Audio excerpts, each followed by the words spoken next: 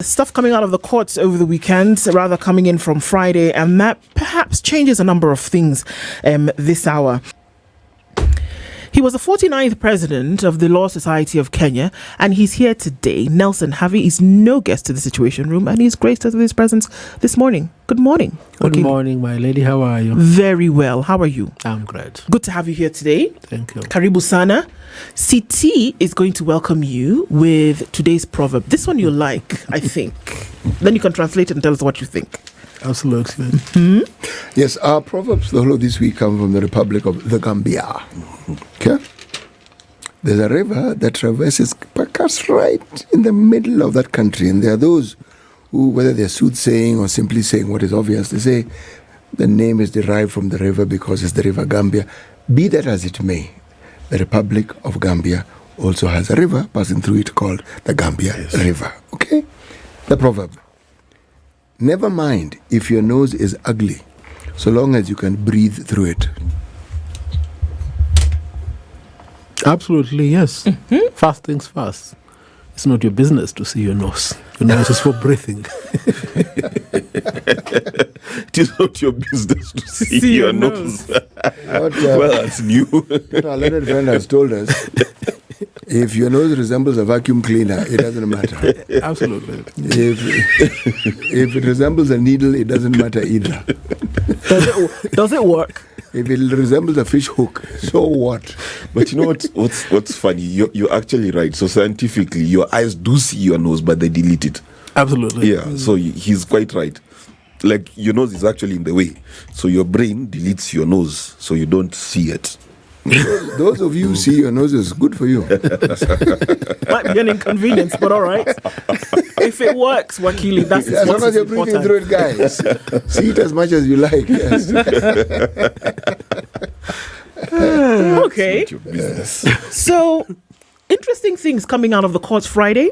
The court has ruled that Azimio La Umoja is the rightful majority party. Let's just go through some of those points, shall we?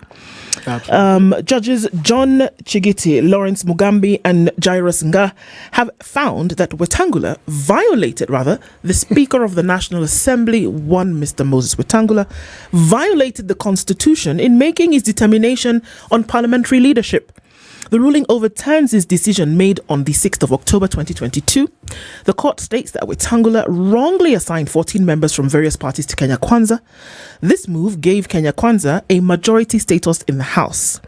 The judges have ruled that he had no legal basis for the reassignments. Wetangula declared that Kenya Kwanza had 179 members of parliament against Azimio's 157. However, documents from the Registrar of Political Parties show that Azimio comprised 26 political parties, while Kenya Kwanza had 15 as of April 21st, 2022. The court has ruled that the Speaker cannot fault the Registrar of Political Parties. Number one, they've stated that the Speaker failed to present any post-election coalition agreements to justify the decision. The judges have criticised Wetangula for violating the Constitution and have emphasised that the Speaker must act with impartiality and uphold public trust. They've also ruled that his position as Ford Kenya party leader conflicts with his role as Speaker. The judges have stated that he ceased to be Ford Kenya's leader upon his election as Speaker. The court has declined to suspend its ruling. The state must file a formal application for any stay of the decision. The case was filed by Ken Jagi, Advocate Lampa Sunyinka, and 10 others. This is where we stand. So, hearing those things, Nelson, this morning, I mean, just going over them again, because, I mean, you obviously went through them, and hearing what the court says, the rudimentary question would be, so what does that mean? And where are we now as things stand? I've always posited that law is not as complex as many of us may want to portray it. I mean, it's common sense, it's logic. Mm-hmm. The Constitution has stipulated that the Speaker of the National Assembly will not be apolitical. The Political Parties Act and the Leadership and Integrity Act have expressed themselves clearly on this issue. But what is confounding is that Moses Wetangula is not just any lay person. Mm-hmm. He's a distinguished lawyer of over 45 years experience. Mm. why will he want to assume two roles, one of a party leader and another one of the Speaker of the National Assembly? And you see, as I said much earlier, this situation is a big dent on the Kenya Kwanza administration and the government of President William Samoei Ruto. And no blameworth on the part of the president or the coalition, because it has been told to him time without number, you need to fold Ford Kenya and join the main dominant party in this coalition. You need to relinquish your post as party leader of Ford Kenya and maintain your role as Speaker of the National Assembly. But he has refused to do it. So he's been told. He's been told, time without number. Look, they came into this alliance that we formulated in 2021 with Musalia Mudavadi sometime in May 2022. Upon appointment as Chief Cabinet Secretary, Mudavadi relinquished his position as party leader of ANC. In fact, he resigned as member of ANC. We cannot countenance a situation whereby a party leader also assumes the role of the arbiter in the matters of the National Assembly. And you see, as day succeeds night, you've seen how catastrophic his decisions have been. They're not objective. They're biased. They're not based on legal principles. And questions may be asked, what is the validity of all these decisions that have been made by the National Assembly under the oversight of Moses Wetangula? The other day, I saw him retort that these are just suggestions by the court. The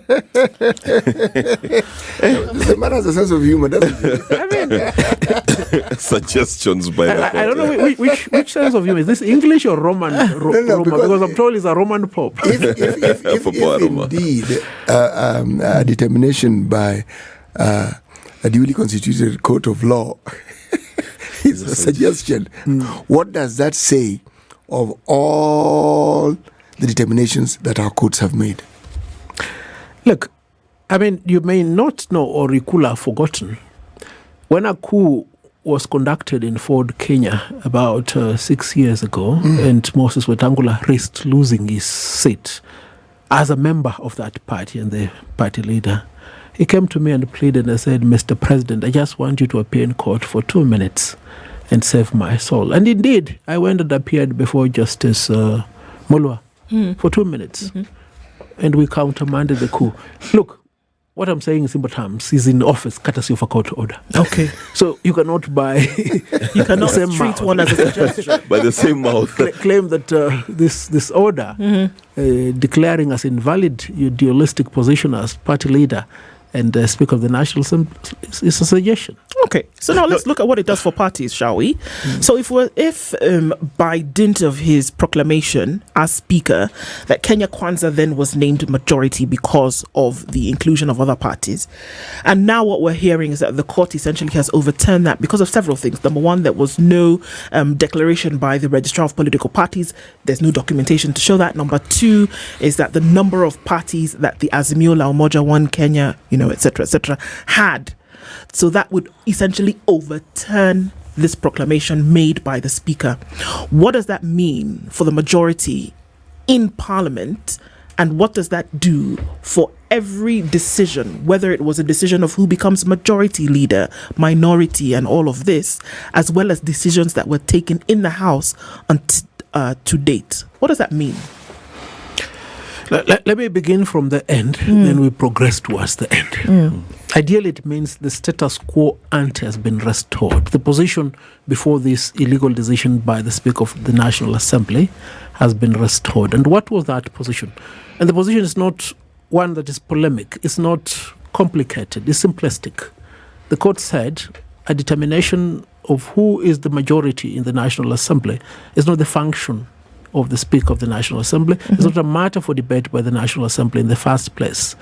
It is self-evident from the declaration by the IBC as contained in Gazette notices. And what was that declaration? That Azimio had 171 and the Kenya Kwanza had 165. Azimio had designated the majority leader and heads of various committees. And the application of the law will mean, therefore, that Kimani Ichung'wah, must vacate his office effective immediately.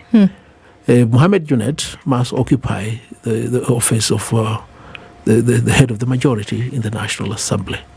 I've heard individuals claim that this decision has been overtaken by events. Which events? You see, the event that informed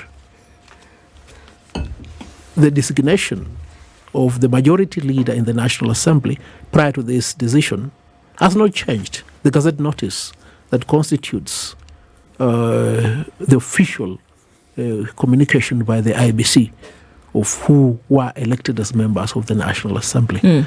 And going by that, therefore, it is expected that Azimio will assume their majority seats in the National Assembly when they resume tomorrow and start conducting business in the manner in which it was intended to be done, but for this illegal interruption. How is that going to happen? It's not as though Junaid Mohammed is going to walk into the majority speaker's seat, and it's not as though Ichung'wah is going to vacate the seat just because of this. How would that happen? Look, I'm not extremely learned. I do not have a PhD. Most of what I may say may be considered stupid, but this is the simplistic manner in which the law was expressed. Whether or not it will be performed, it's beyond my elementary ability to contemplate. You know, Havi, I am so perturbed, and I'll tell you why I'm perturbed, that the Speaker of the National Assembly has been declared by a court of law to be A, biased because of holding two positions, B, made an illegal and unconstitutional decision in allocating UDA the majority status, and we are sitting here and talking about it as though it's a matter of if and buts.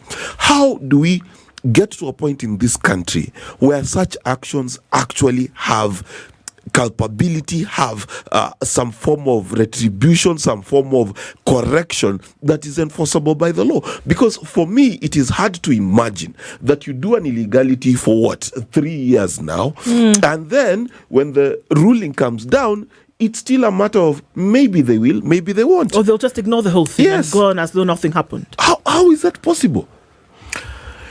And that's why I said our projection expectations on what should happen ought not be the ideal position. It ought to happen by itself. And that is why it has been said court orders are not suggestions. They are not supposed to be babysat. And in a working ideal democracy, this discussion will not even have been rife. What the Speaker of the National Assembly will have said, I've seen the order. It is a court order. It has annulled what I've done. Will henceforth act in accordance with the court order. But this is Kenya, where most people in public office consider the constitution, the law, and court orders themselves to be inconvenient. But what I can tell you without any fear of contradiction is that the decision by the three judges is unassailable on appeal. Right. It is solid because the exemption that has been placed in the Political Parties Act as to the holding of dual positions, public office, state office, and office in a political party, has so much clarity that it's not capable of two interpretations. The only people exempt from that requirement are the president, the deputy president, the governor, the senator, the member of the National Assembly, and MCA. These can maintain their office in a political party, but the speaker cannot maintain an office in a political party. It's a nullity. It's what in law is called a nullity ab initio, from the beginning. Right. Yeah. And it doesn't matter how much time has passed, how much acquiescence or countenance has been on those who are supposed to say no. It goes without saying. It's bad. So the expectation, rather, not even the expectation, not even the suggestion, it is in law. It has been, declared by the courts that he should drop one and drop one immediately. Yes. And in the nature of things, what did he have first? He had the office of party leader of Ford Kenya. Yes. Now, the Constitution and statute prohibit him from holding the office of Speaker of the National Assembly if he holds the office of a political party head. And he has refused to relinquish the former. Sorry, he has refused to relinquish the latter. Yeah. He wants to maintain both at the same time. Although the court did not expressly state this, the logical consequence will be he has failed the eligibility test to continue holding the second office. And the consequence will be one member of the National Assembly ought to move a motion to remove him as Speaker of the National Assembly. Because those in the National Assembly cannot dispossess him of his office as party leader of Ford Kenya. Neither could the court do that. Okay. But both the court and the National Assembly can dispossess him of the office of the Speaker of the National Assembly. So the judiciary, the courts rather, have pronounced themselves on this. Yes. But we already know that we're already having a meal of the political here. And that questions of the opposition and who would have been the majority party in the National Assembly and all of this, the Speaker, we know that everybody is already intertwined in this whole political menagerie, whatever you want to call it. So does it pose any kind of difficulty whereby you had significant members of parliament who were now brought and given positions in government? Number one. Would it pose any kind of difficulty then for a member of parliament to raise a notion, for example, that you have, number one, the speaker immediately removed, and that number two, the political party with the majority now, as declared by the courts, comes in and takes their place? We've heard Jimmy Orengo over the weekend talk about this. We have heard, the likes of Jimmy Wajigi say things over the weekend and say, come on now, Azimio, you need to take your position and push for this thing. When you bring in the political stint of all of this, do you see that happening? Do you see it happening now with where we've gone politically already? It really need not matter what I see. Because my vision could be impaired. But the clarity of the law ought not to suffer an impairment. But let us see, why is it that we are perceiving this obstacle? Immediately, the election was called, and it was evident that Azimio had the majority. What happened? There was a deliberate move by Kenya Kwanza to purchase 14 MPs who were affiliated to Azimio. That's deliberate. Yes. And it's clear from the decision of the court. These are not pronouncements by myself. That is what the court said. These 14 were purchased. They were co-opted.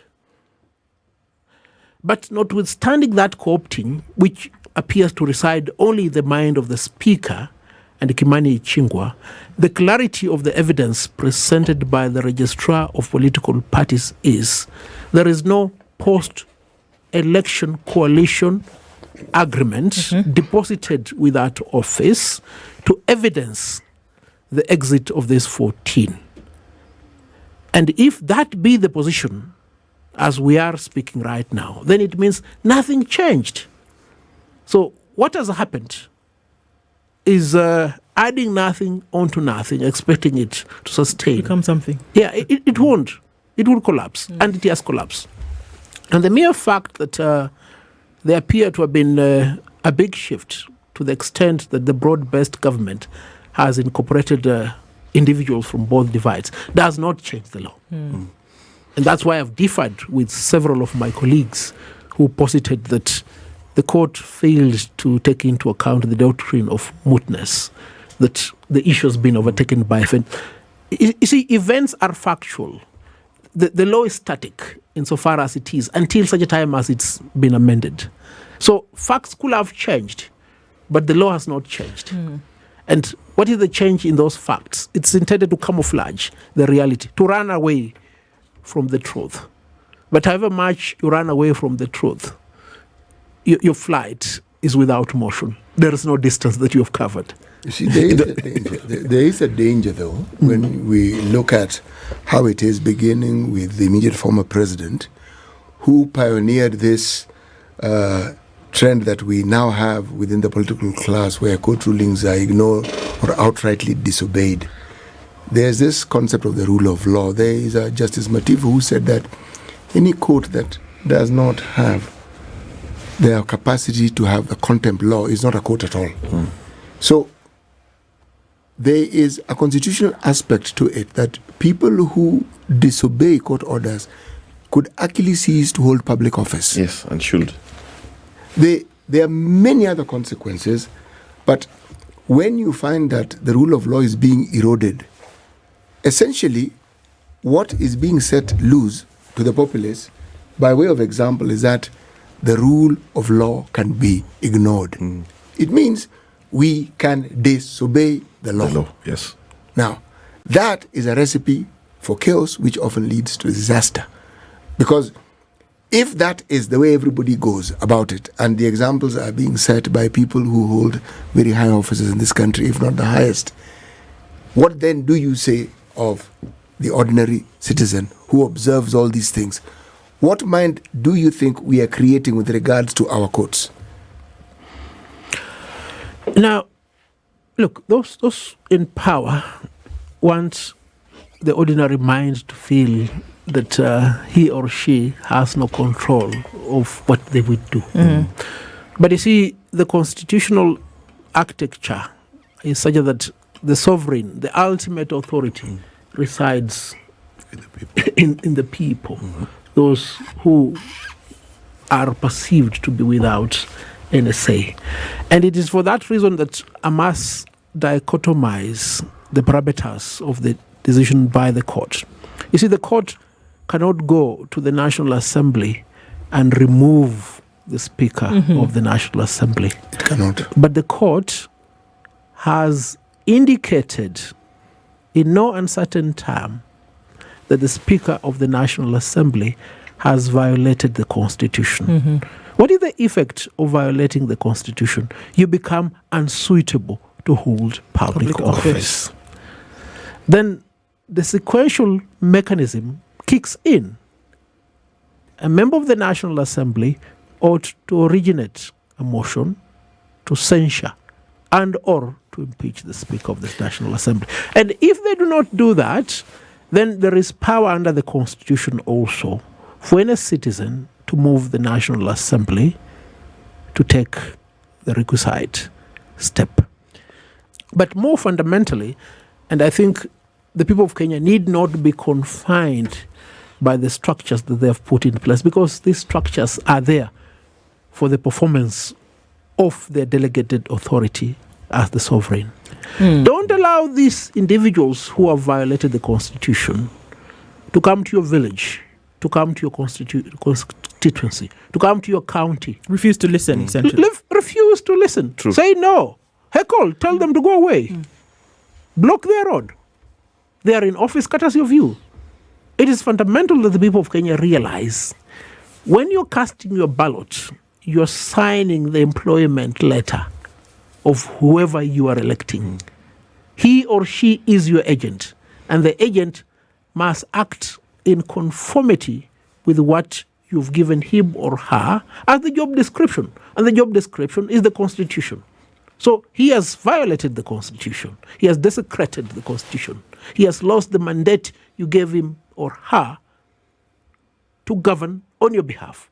Recall it. Take it back. Take it back. Nelson Havi is in the hot seat this morning, and we're looking at the most recent declarations by the court that could or couldn't topple certain things. You know, Nelson, and you put it very well. Number one, the Parliament itself, National Assembly, set a precedence by impeaching Rigathi Gachagua for reasons including breach of the Constitution, etc., etc. So one, the precedents that they've set, can we begin to hold them to it? Then number two, this Parliament has had, let's take Jubilee Party as an example. Certain Jubilee MPs definitely support the ruling party, even though they are constituent of Azimio. So some people listening to us maybe say that the law may say that Azimio is the leading party by majority in Parliament, but it does not have the requisite troops on the ground to actually effect its majority status. Let me answer your question sequentially. This Kanini Kega and Sabina, what's her name? Sabina Chege. Chege. You wanted to say Sabina Ishungwa? No. Sabina Chege. I thought it was Sabina Joy. Sabina Chege. I see what you did there. Those two are the cause of the problem, because they were the two rats that first jumped the ship. But you see, the machination has come to know, because the High Court, I believe sitting in Milimani or Kiambu, restored the leadership of Jubilee to its rightful owners. And that's why I've persisted in this position, that it doesn't matter how much you run away from the law. Your flight is without movement. So to that extent, there is clarity as to who are the owners of the Jubilee Party. No wonder, therefore, retired President Uhuru Kenyatta came out the other day and said, Jubilee Party will field Fred Matiang'i because it is his party. He has retained control of the party. And whoever had purchased these two, as well as the rest of the 14 saboteurs, paid consideration for no merchandise. And that is what the courts have said. A precedent has been set. Yes. Look, I did not agree with the impeachment of Rigathi Gachagua. Not because Rigathi Gachagua is a good person. He's the worst of the leaders we've ever had. Okay. You understand? Yes. But I agreed with this impeachment for an ulterior motive. It set the bar low. Yes.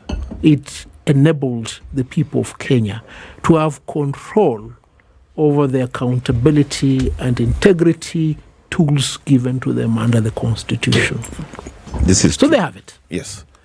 Unfortunately, insofar as parliamentary matters are concerned, the exercise of that power first resides in the hands of the legislators. As I said before, the motion can only be moved by a sitting member of the National Assembly. But it doesn't preclude citizens from petitioning Parliament to take action. They're least likely to take action, knowing that their stomachs have been full catered for. Right. I see this as quite a heavy decision, and heavy in terms of what also it portends, Havi. But then the question as to why did it take so long for this decision to be arrived at, number one, because then I can see what it would do in the minds of many. That initial scuffle, whether who was in the majority or who was not, because it seems to me like something pretty cut and dry. It's very clear according to the Constitution, you cannot hold this position as a Speaker of the National Assembly while at the same time holding a party position. Clear. Did it need any kind of further interpretation beyond a sit and think about it? Why did it have to go through so long? Because what it does now in the minds of people is that you're trying to topple something that has already been set in their minds. So the element of time comes into question, that for something that seems so cut and dry, like you said, really simple in terms of how the law should be able to go through, why would it take so much time for the court to make the declaration? Can I ask you a question? Me, yes. Yes. When you say something has been set in the minds of people, this thing that has been set, what do you see it as? Well, I mean, I'm looking at what speculation is, and I'm looking at what people have said, and I'm looking at the thousands of comments that have been made over time, whereby people are used to a certain individual now being in a position. People are used to certain, decisions that have been made as a result of the majority in the House. Yeah, That's what I'm talking about as set in the minds of people. I agree. And you see, often when you're stretched in negotiations, you're most likely to agree to a lesser bargain. It's natural, it's human. So the starting point is that Justice delayed is justice denied. Right. And the judiciary shoulders the biggest liability insofar as this matter is concerned. There is practice, in fact, entrenched in several decisions. Constitutional disputes, judicial review disputes ought to be determined expeditiously. And what is expedition? A determination beyond 6 months is inordinate.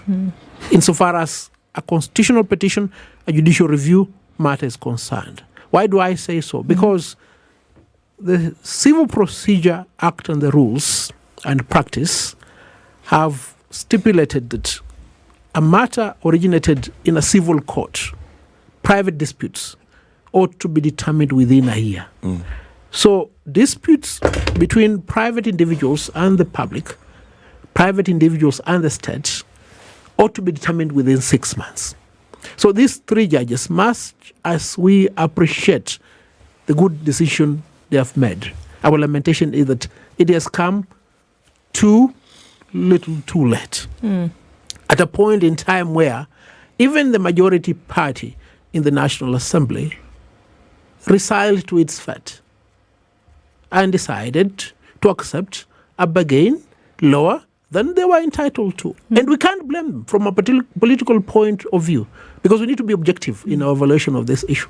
And that is why many of them will say we're now in government, the issue's become mute, it's been overtaken by events. And these are the victims saying this, not the aggressors. You understand? So their position must be perceived from that perspective. But when that is said and done, one thing cannot be removed from this equation. You, as a leader, is elected on a specific mandate to go and represent the people. So the explanations that we have alluded to, which have been received from your end, need to be taken from that perspective. What motivated you to pick these incentives? Right. I mean, we elect you to go and pick your basic salary and allowances and serve us as member of National Assembly for Likuyani or Westlands for 5 years. Don't go there and be purchased like this 14. You shouldn't do that. It's wrong. So the court shoulders some measure of responsibility. You, as members of the National Assembly, shoulder the highest responsibility because you are the delegates of the people insofar as legislative issues and oversight matters are concerned. You cannot give a credible explanation. I remember having a conversation once with Justice Isaac Notlanola, and he talked about judgments made taking into consideration the atmosphere in the nation at the time. Different factors that are taken into consideration when a judgment is being made. I wonder that when you look at it also then from a legal point of view, that if you do take into because we're still talking about the time factor here, and then to ask yourself that in as much as you're making a judgment, right, taking into consideration how you know the political in the nation to be at any given time, do you then realize what the repercussions of that judgment would be when you make it? We know how things happen, whereby you already know. The judiciary must know that in a lot of cases, court orders are taken as suggestions. They've seen what has happened as a result of some of the court orders that have been made or some of the proclamations that have been declared, right? Yes. Do you take those into consideration? Because this 3-judge bench at this time saying this thing must also take into consideration what the political is at the moment, whereby they'll say, okay, yeah, well, the court have said it. But what is the likelihood, really, with how we've seen things happen, that Moses Wetangula will wake up this morning and say, okay, thanks, guys. It's been real. It's been a great ride, but I can no longer sit here anymore. Or that Kimani Ichung'wah will say, actually, you know what? The court dealt on Friday that I shouldn't be here. Let me take a back seat. Or that one member of parliament, a sitting active member of parliament, will come and put a petition forward and say, you shouldn't be here. And it's Junet Mohammed who should. Do you see what I mean? I see what you mean. And there's a simple answer to that. I think we're talking about the wider public interest. Indeed. A road has been constructed across Standard Media Group property. The road is already functional. After 5 years, the court determines that there was no public participation in the acquisition of this land. So what are you going to do? Take down the road? So you see, you need to weigh the interests of the owners of this property vis-a-vis the wider public interest. Those are the issues that may tinker an outcome after passage of time, but not the static nature of the law. I mean, God forbid if I decided to put on a skirt, makeup, and high heels and use them for 5 years, masquerading as a lady, and it was discovered after 5 years that I'm not a lady. I mean, will you say that we need to countenance this situation longer than the 5 years? Because many people have looked at him and they think they look like a very beautiful And they're man. comfortable with the beautiful girl that they've beauty. No, it doesn't work like that. You see, the indelible flow in the Speaker of the National Assembly holding dual offices does not change. And if you are to countenance it beyond the determination by the court, it will mean you're giving these people a license to flout the law in future. Without disputing what Justice Isaac Leonola said, I've created a dichotomy between what can be considered as public interest to tinker decision. Just a quick one. We saw Rigathi Gachagua impeached. Now, definitely the speaker is in hot constitutional soup. You've also spoken of the president of the Supreme Court and her unsuitability for office. Please enlighten us on that arm of government as well. Where do you see her leadership being off kilter in terms of the constitution? She's failed us. You know, there used to be a very good lady here by the name Linda Ugutu. She's one of those who petitioned me to file a case in court on the CBC. You understand? Amongst many other parents. It took 5 years for the court to determine the CBC dispute. And when they determined it, they said, much time has passed. Students have already transited to this system. Books have been bought. What bullshit is this? And you're a judge of the High Court. Which school did you go to? You should be ashamed of yourself. But more shame should be taken by the Chief Justice. I take it that this was filed under certificate of urgency. Absolutely. And the agency was 5 years. Yeah. And you see, some of them even belittled it. Said, no, we want to identify who is the child in the issue. What is the matter under contestation? I mean, look, my wife was very much against this CBC. She decided to take our children to a different school. But who else? I mean, do all of us have this capabilities? No, not everybody has it. You understand? And, you know, I'm very traditional. My premise was, look, I went to school in Angili Primary School.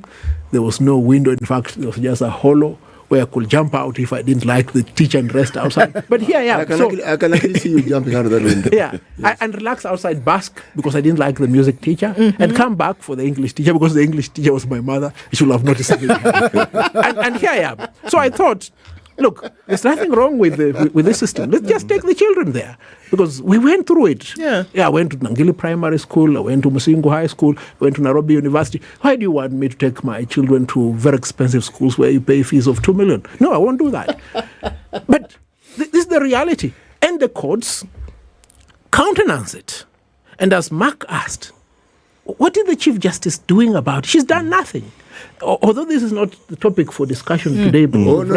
It's actually relevant because those are three arms of government. Yeah. We have impeached someone who was in the presidency because we know the presidency is two people. Yeah. We've got a speaker who's been found in breach of the constitution. He should resign in shame.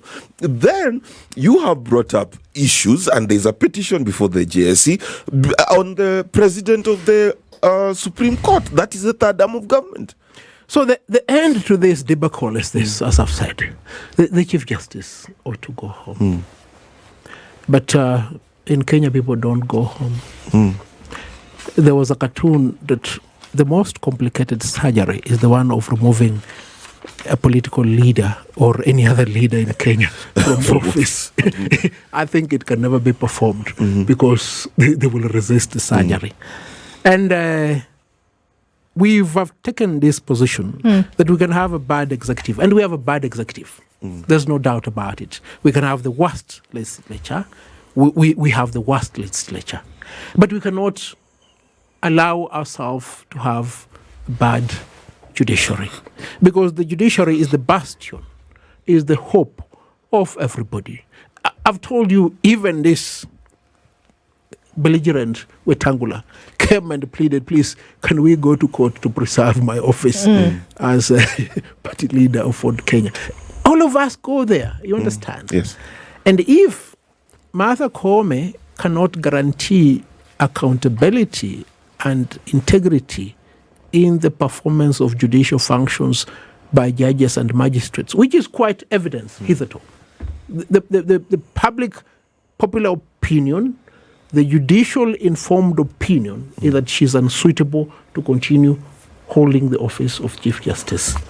And by extension, therefore, the many judges whose misconduct she has countenanced on account of a decisional independence doctrine coined at the Judicial Service Commission must also go. You understand? And you see, people have asked, why are you demanding the resignation of these judges and the Chief Justice? We're fighting a civil war. It is a just war. We must fire a warning shot before we point a salvo on the victim. Yeah. So we will open avenues for her to leave, any other judge to leave. Because the Constitution allows a judge to retire honorably at the age of 65 and get all your perks. I mean, we are prepared to go to the end of this fight. It will be bloody. It will have casualties. But the cost of war is enormous to everybody, the victor and the victim. That's why we are saying, much as we know we'll be the victor in this enterprise, we want to spare the government, we want to spare the people of Kenya the cost of this war. Nelson, I've always been a bit puzzled, though, because what you raises the bar for us lowly citizens and in our understanding of the law and how it works. Most of my time was attending school on Sundays. Nilikuwa napitia tu school namna hii. Sunday school. Napitia tu. Every time this issue comes up, the thing that goes through my mind is that there's the issue of incompetence that you bring up. Then I look at the example you've given about the CBC and the length of time it took. Given the nature of or the import of what a school system means to the country and its future, there are very few things that can be as urgent as that. What seems to be imputed, please correct me if I'm wrong, is that whatever decisions are made because in some of these cases undue influence is put or is placed before these judges, so their decision making is flawed. You're right. That is what I read. Now, and if it is so, there will be evidence to point us in that direction. Then there's the matter of corruption within the judiciary, which also comes up. And it reminds me of John chapter 8, verse 3-1. Amen. You have to let me finish before you say amen. No, amen is a comma, is a punctuation. It's a comma. Yes. The woman who was caught in adultery, and a question was raised by Jesus that let he who has no sin cast the first. And people disappeared. What happens to the lawyers who are complicit in this process? Because judges don't bring cases to themselves. Yes, cases are brought to the judges. It's in the process of adjudication where we see what is implied. I'm not going to insult monkeys and say monkey business. I'm going to say nefarious activities take place. Yes. What happens to the lawyers who are involved in this process? Because the judges are not involved alone. You're right, and you're also wrong. Martha Koome is on record as having told several of my clients, verily, you shall not instruct Nelson Havi to appear before the Supreme Court. God forbid, if you do instruct him to appear before Supreme Court, you will lose your cases. We have a scenario where judges determine for parties who is to represent them. And look, let me remove the case from myself because it may sound like a personalized example. Not a month ago, not far away, a month ago, Ashley Omar appeared before the Supreme Court to defend her client on a very important matter. Ashley Omar is a senior lawyer. And she was told, the ban imposed on the farm of Ahmed Nasser applies to all of you, and for that reason, we will not hear you, we will not remove the ban. And we are telling your client to go and get another lawyer. And if the client does not get another lawyer, we'll rule against her. That is what the Supreme Court did. And it's documented. It's documented. So, to a large extent, corruption is perpetuated by the court itself. And we know, because gossip in the legal profession is rife. We are privy to intelligence. We know which judges prefer which lawyers to appear before them. And you saw the other day, when I made a complaint against a judge of the commercial court, I said, let's list the lawyers who deal with this judge. The following day, one of the lawyers was in court and got an injunction to stop me from talking about it. But everybody knows in the legal profession that this lawyer is the conduit for the judge.